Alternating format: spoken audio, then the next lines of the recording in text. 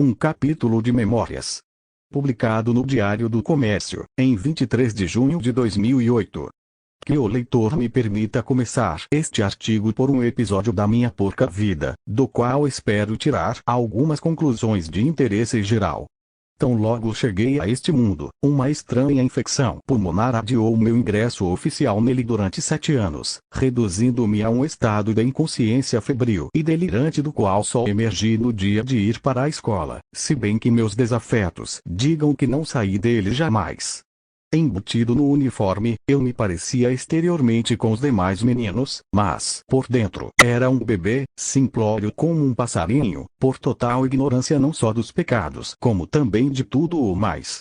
Sendo a escola uma instituição religiosa, os professores leram-me trechos do Evangelho, que me comoviam até as lágrimas, mas daí, mediante uma lógica que me escapava, deduziam e me atribuíam a incumbência de confessar meus pecados, dos quais o único que me ocorria, na minha desesperadora pobreza de repertório, era o pecado original.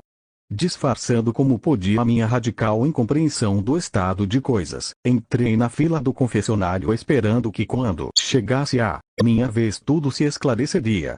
Mas foi então que veio o pior. De trás de uma cortina que o tornava semi-invisível, um padre não identificado me perguntou: "Você fez porcarias?" Eu não tinha a mais mínima ideia do que podiam ser as tais porcarias, mas, fossem lá o que fossem, pareciam ser comuns a toda a humanidade, de modo que, por mera precaução, respondi. Sim, e já ia me sentindo muito aliviado pelo meu sucesso neste teste inicial, quando o padre voltou à carga. Com meninos ou com meninas? Agora ele me pegou, pensei aterrorizado. Como poderia eu supor que aquele delito misterioso e incognoscível se praticava com ambos os sexos?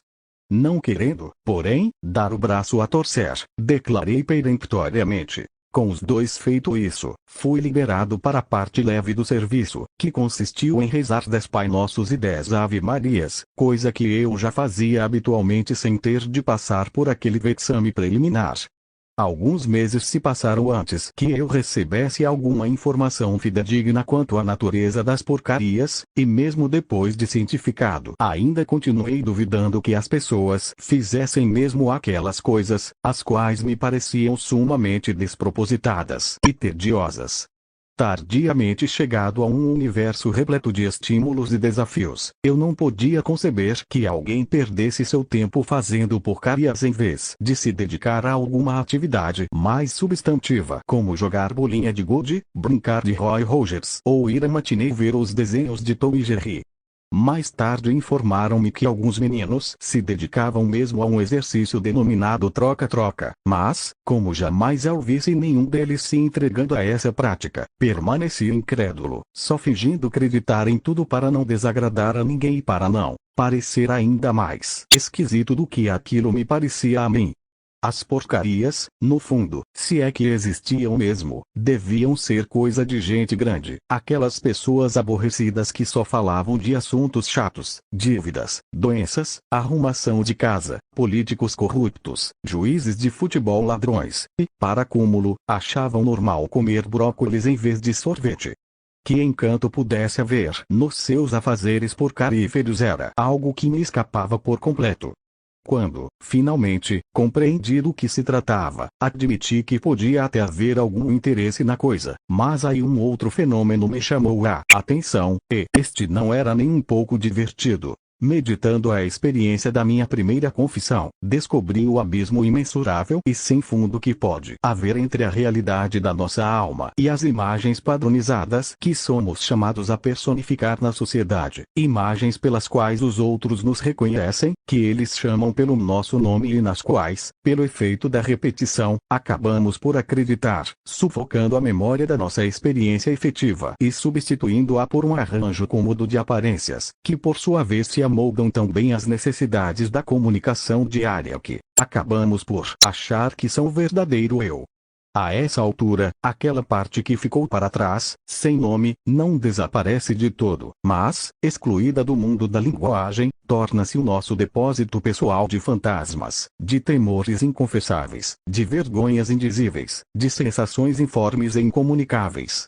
Durante o meu período de doença, conheci mais dores e sofrimentos do que em geral os meninos da minha idade podiam sequer imaginar. Era todo um universo sombrio, opressivo, fechado.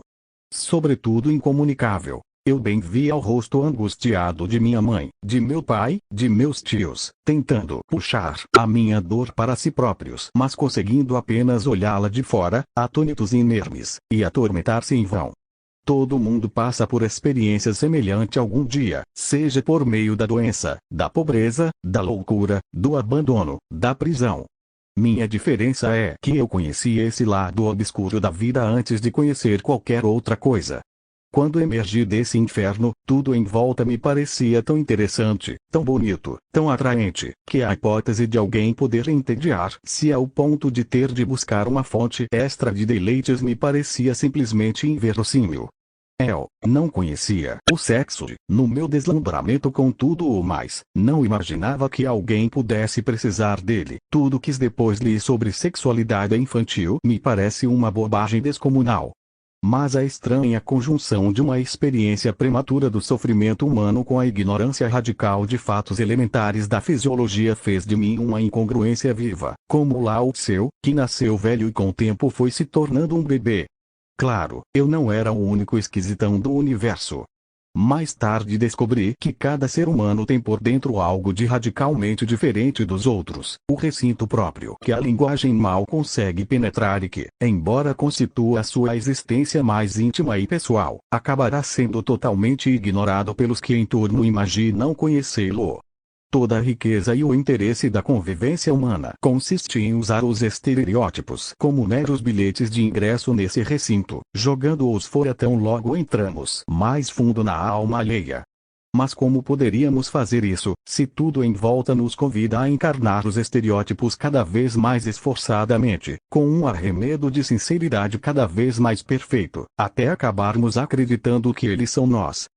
As sociedades humanas podem ser comparadas, e julgadas, pelo seu sucesso ou fracasso em transmutar a linguagem comum em instrumento do encontro genuíno entre os seres humanos.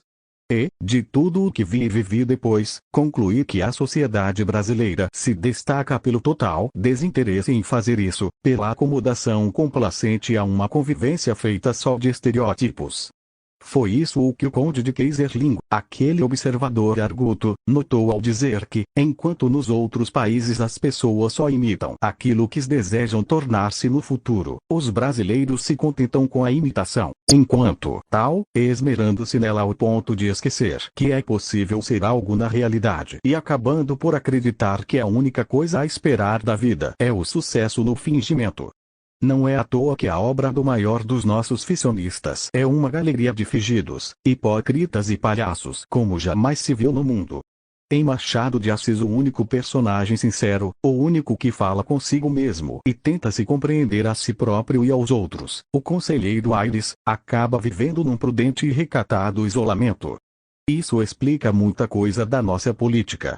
No meu caso, justamente a confissão, que deveria ser o encontro mais íntimo da consciência interior com o observador onissapiente, acabou se transformando no desencontro completo entre a rotina de um confessor entediado e a confusão mental de um menino ignorante.